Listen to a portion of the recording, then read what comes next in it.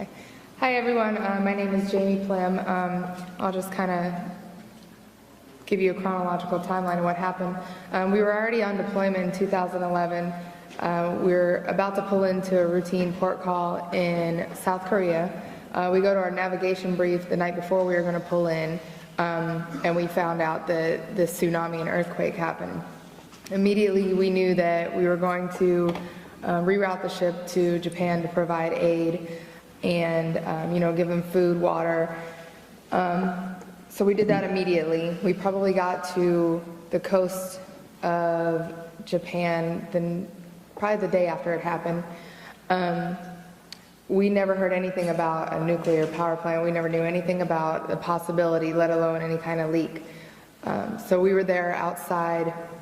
Our job as quartermasters is not only navigating the ship, driving, plotting our course and track, but going outside at the top of the ship to raise flags to communicate with other ships. So being outside, we were breathing in this radiation. We were handling flags, which are porous, very porous material, obviously. The ropes that we use to haul the flags up are polyester, so again, a very porous material that just absorbed the radiation. We didn't really hear anything for probably a couple weeks after about a leak in the power plants. And even then it was just still considered kind of a rumor. The ship didn't really even go on lockdown, which I mean by that, like no one was allowed outside probably until about a month and a half after the 11th, March 11th. So we were outside breathing this in, handling stuff, handling materials, and just absorbing the radiation. I'll let Maurice talk about his medical issues that he's encountered, but I'll talk about mine. We didn't finish that deployment until October 2011, so we carried on with our deployment. About halfway through, probably around the summertime, my menstrual cycle just disappeared completely. And then it would come back and disappear and go on and off. And this happened until about the summer of 2012, where it came back in such full force that I was in and out of the emergency room. Once they thought they were going to have to do a blood transfusion on me because I had lost so much. They couldn't, I was still in the Navy for this past year. I got out this past January 2013, so I was still getting Navy care for that year. I was already on the birth control pill, which I guess they would do to control that kind of menstrual cycle. So the only thing that they could do is say, this is called dysfunctional uterine bleeding, and we can give you an IUD with hormones in it. And so now that's what I have. It hasn't really stopped it. I still have this issue, and now I have to pay for the medical costs of that. In addition to that, in February 2012, I developed bronchitis, and then from February to the summer of 2012, I got it 6 times. I was sent to a respiratory doctor, and it was determined that I developed asthma. So a lot of people don't understand that once you get out of the Navy, you don't get any health care at all. If you retire and you stay in 20 years, you get health care. But we only did 1 enlistment. I did 5 years, he did 4, so we don't get that unless it's a disability, a service-related disability, which dysfunctional uterine bleeding does not really count as a disability as of yet. So we're still fighting that case, and this is also what we're involved in the lawsuit against TEPCO for medical expenses that we're going to have to pay out of pocket for. I'll speed it up because I know I don't have much time. I'll start with the beginning of my story where I received the radiation. A part of our job is we have to communicate with other ships using flags and semaphore and Morse code when we're doing special operations. And we store all our flags outside in a weather bag. We also fly our American flag, our ensign, at the highest point so people know we're the US Navy. I was told by one of the higher ups to go out and retrieve the American flag so we can give it to the Japanese as a friendship type of deal, like a gift. I pulled the flag down. It was flapping in the wind and wrapped around me. It got all over me. I folded it up. I took it down there. I gave it to them, and I'm not sure what they did with it, but I got off watch an hour later. I went to go get something to eat with one of my good friends. We stopped. I used the restroom, and we were just joking around because at the time there was still rumors going around about radiation being on the ship. And we were joking around about like growing extra fingers and toes and stuff like that. And we were like, let's stop and get checked for radiation, because they started setting up these little checkpoints all along the ship. And they were saying it's just a precaution. You don't have nothing to worry about. If you get some free time, just go get checked out. And we were joking and laughing and walking over there. And he gets checked first, and nothing happens. He gets his hands checked, and nothing happens. And he's like smirking like, I told you, this is just a waste of time. And I get my boots checked, my pants, and then my hands. And as soon as they get to my hands, the machine just goes crazy. And instantly, like, we went from like smiling to just being nervous and scared. And they instantly told everybody to back away from me. They made a perimeter around me, and they marched me to the decon station. The whole time they were telling everybody to stand fast, which means stay in your place and back up. And everybody's just looking and freaking out. And I had to hold my hands up, and I had bags on them. And they were telling everybody contaminated still, everybody just get back, get back. And we make it to the decon station, and I see there's a huge pile of clothes there from other sailors. And I go in, and they had to remove 3 layers of skin off my hands and my arms. And it wasn't like back to back. It was, they would scrub off 1 layer, and then I would have to wash off this orange grit stuff that you use to get off paint and oil. And then they would do it over again and then check. And we'd start the process all over. So in my head, I was just kind of praying that the machine would stop beeping so I can get it over with. Like, and nobody told me at the time, like, what was going on. Everybody just kind of told me just to stand there and be quiet and not to touch anybody or anything. It was almost like I had the plague. And finally, the machine stopped beeping, and they let me go back to my berthing. And that's when I got to my berthing. They called and asked me to come up on watch to relieve the people on watch, and they told me I had to receive the highest amount of radiation out of anybody on a ship. And then later we found out that our work area, since it was outside, had the highest readings for radiation because of all our flags and all our line that we used to haul up stuff. And they cut off all the area to the rest of the ship. Your health, did you go from the face symptoms? Like 2 months after, a lump appeared on my jaw. And I went and got that looked at by the Navy Medical, and they told me that there was nothing they could do about it while we're out to sea, that we'd have to wait for us to pull in. And another lump appeared between my eyes. I have another lump on my right thigh. As soon as I got out of the military, I went back to college, and I started playing college sports again. And I actually ran within like 3 seconds of an Olympic time for my track and field team. And slowly after that, my body just started to fall apart. It's harder for me to breathe now. It feels a lot like my lungs are too big for my body whenever I do something like strenuous. I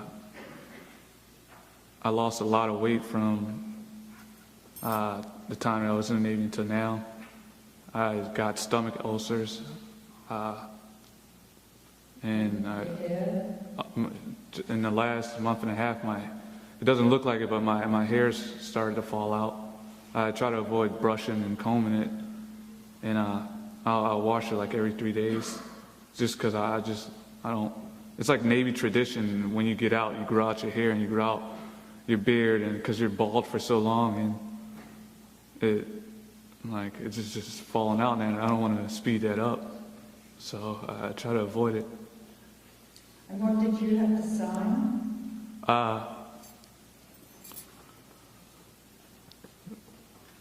Like a little bit after we found out that the ship was radiated and we had finished up helping out, we left the area, and before we pulled into our first port since the disaster, we all had to sign this paperwork saying that the military is not to be held liable for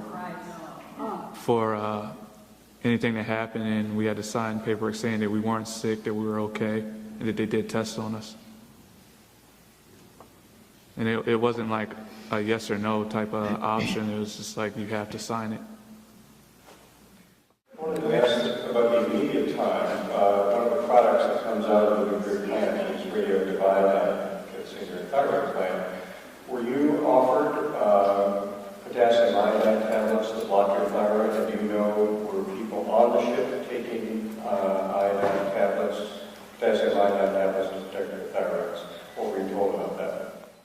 We personally, we never knew that you're supposed to take iodine for radiation, and I later found out that the higher ups, like the CO, the XO, and anybody with like a really important job, they got iodine tablets.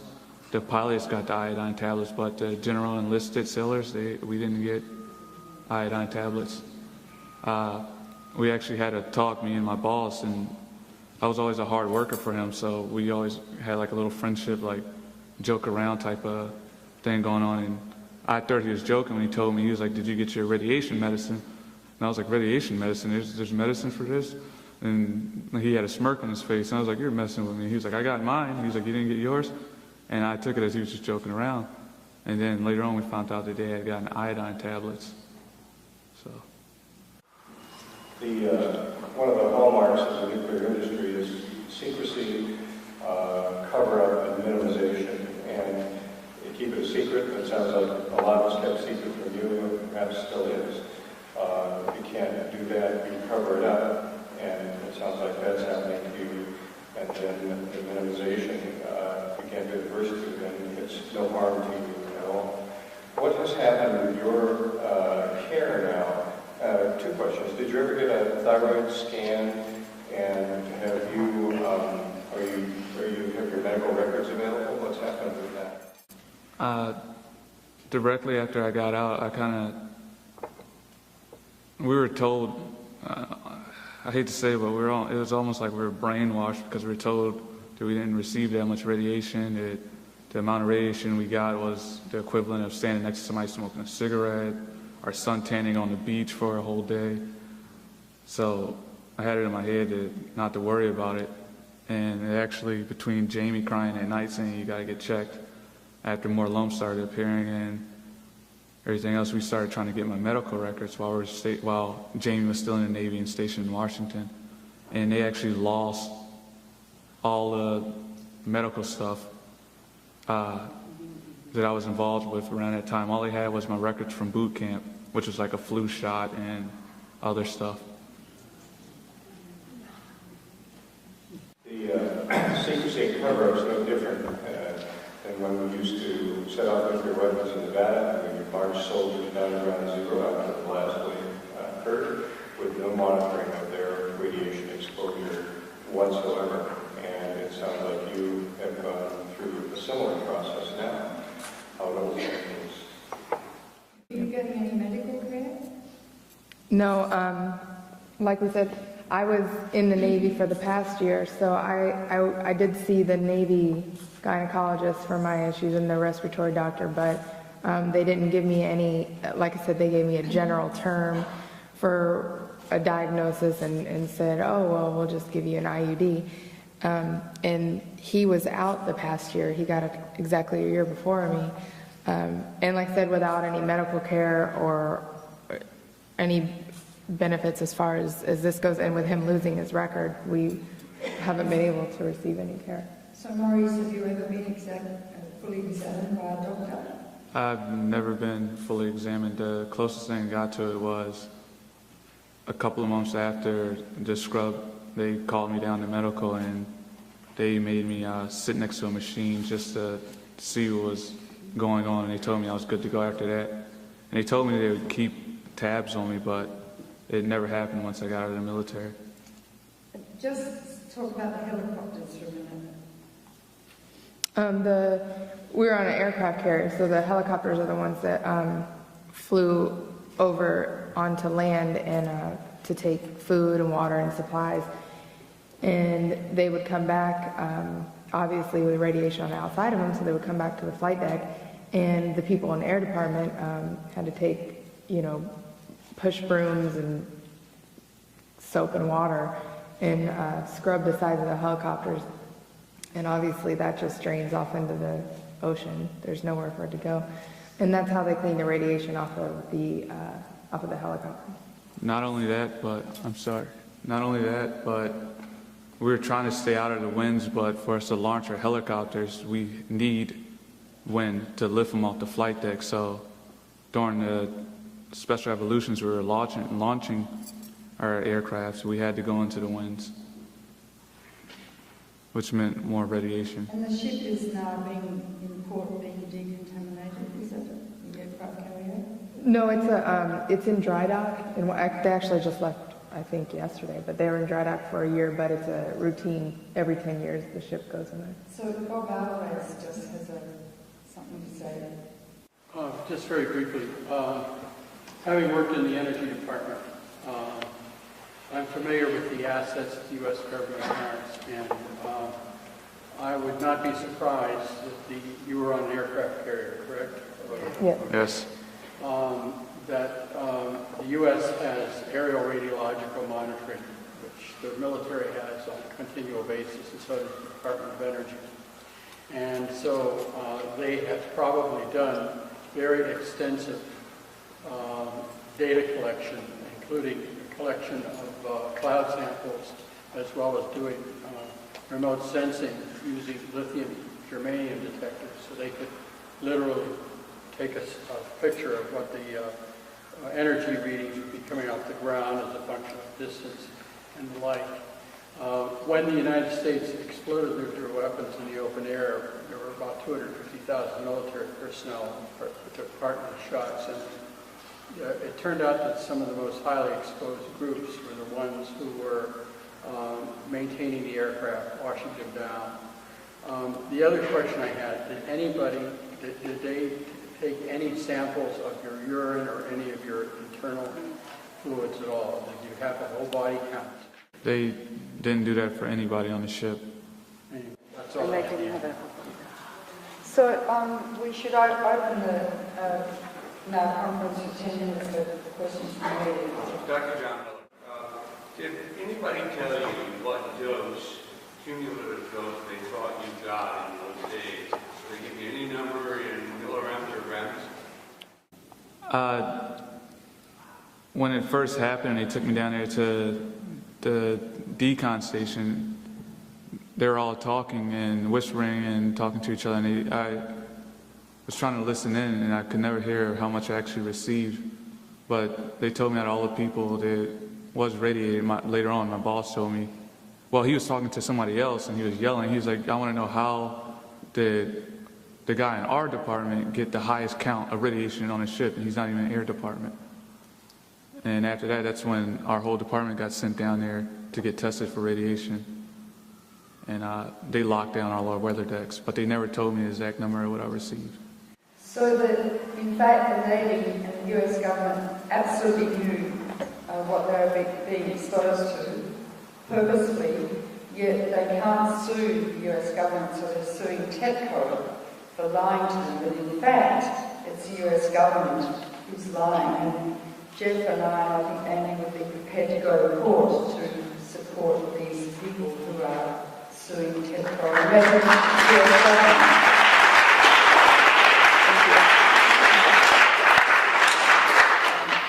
Can you say how close you were to Fukushima, to the nuclear plant, and how long you were in the area? We were in the area of the coast of Japan for about 2 months.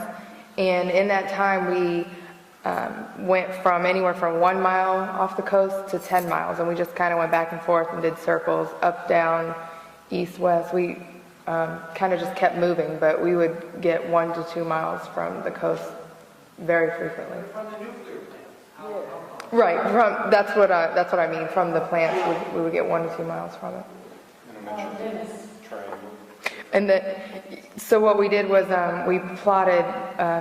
We have our big charts of the ocean. We plotted the latitude and longitude of the plant. Basically, we drew a line 50 miles east of the plant, and then they used some calculation to make a triangle, and that was the plume that we were supposed to stay out of. But as we all know, that it just floats around. So We were actually briefed not to tell the rest of the crew, since we did get a lot of information before everybody else, because we had to know where we were going and if it was safe and what was the best route to take. Not to tell the rest of the crew about the radiation plume or the parameters that we're operating in. So a question about were other people heard, or other people speaking up in terms of being heard? And we know formally that the military says you signed the paper and you're not responsible. Is there any sympathy within the ranks, up the chain, unofficially, any acknowledgement that you both are sick and maybe other people are? there's over 100 other people involved in the lawsuit. We're the only two that we know of we had a small department, and it's just rare for us. We go outside to do the flags and stuff, but it's so small. The rest of the people are from Air Department. So there are a lot of people. We don't know them personally. It's such a big ship, but we're talking to them and everything. And so they already came forward, and they're involved. And There's actually, since our interview last night that aired on TV, a bunch of people have emailed Jamie, higher ups, senior chiefs, saying that they were sick, and I think they're going to try to get involved. A lot of the other people we didn't know, and we kind of talked to through our lawyer Paul, and find out about their stories. And is there any attempt, oftentimes when soldiers speak out, they're degraded, they're called sissies, they can't take it. Has there been any kind of attempt to shut you down, to degrade you, to silence you? not yet. We're afraid of that, but not yet. I'm just wondering, have you talked with attorneys about the validity of this evidently coerced waiver that you had to sign? Can it be challenged? From the time you join until you get out, you lose all your rights. When you're joining to go to boot camp, you have to sign paperwork saying that you're now property of the United States government, so you can't sue them for anything. And then that was just another reinsurance. Our lawyer does have that. He does. Well, he is aware of it, and we're trying to find copies of it somewhere. Yeah. We'll see. Yes. Hi, Jamie, you said that there was about a month and a half that you didn't know that this had happened. Mhm. That had happened. The two of you were on the same ship? Yes. Okay. But yet you said that you were supposed to not tell anyone. So can you explain? Well, so we, in any kind of situation like that, they cut off the cable, internet, phones, so that you can't really get rumors, you can't get bad information, you can't share information, just as a protective measure.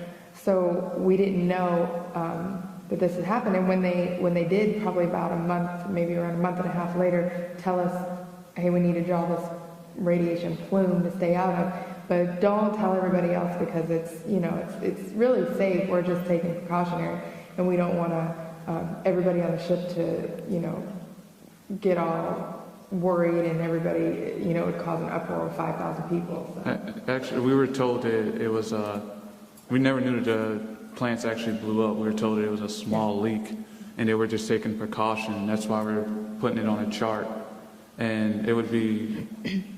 They would update the digital part, so because there was digital touch screens all on the bridge of where we were and where the ship was in relativity to land, and they would update it, our department head, and then they would have us updated on the charts, on the paper charts. So every day, the parameter would change, and we would put down a new territory where we couldn't go in, and then finally it just stayed in that area, and they told us not to go out and add to the rumor mill. Because right now they were just taking precautions not to get everybody to get all panicky. So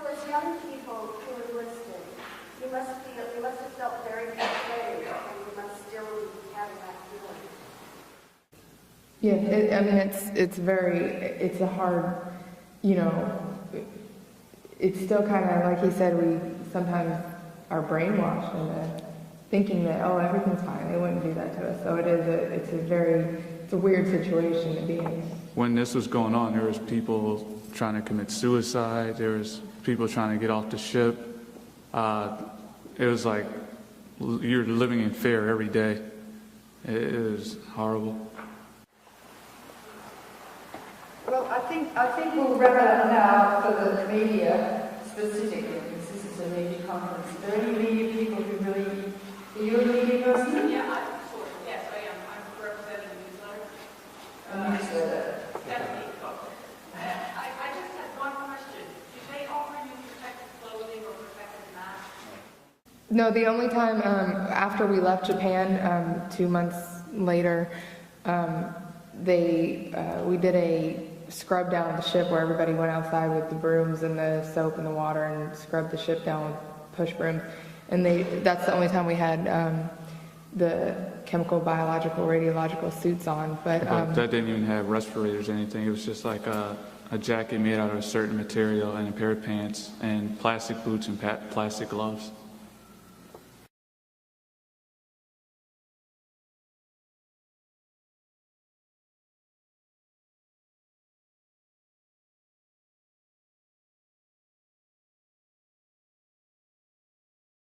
on with our deployment. About halfway through, probably around the summertime, my menstrual cycle just disappeared completely. And then it would come back and disappear and go on and off. And this happened until about the summer of 2012, where it came back in such full force that I was in and out of the emergency room. Once they thought they were going to have to do a blood transfusion on me because I had lost so much. They couldn't, I was still in the Navy for this past year. I got out this past January 2013, so I was still getting Navy care for that year. I was already on the birth control pill, which I guess they would do to control that kind of menstrual cycle. So the only porous material that just absorbed the radiation. We didn't really hear anything for probably a couple weeks after about a leak in the power plants, and even then it was just still considered kind of a rumor. The ship didn't really even go on lockdown, which I mean by that, like no one was allowed outside, probably until about a month and a half after the 11th, March 11th. So we were outside breathing this in, handling stuff, handling materials, and just absorbing the radiation. I'll let Maurice talk about his medical issues that he's encountered, but I'll talk about mine. We didn't finish that deployment until October 2011, so we carried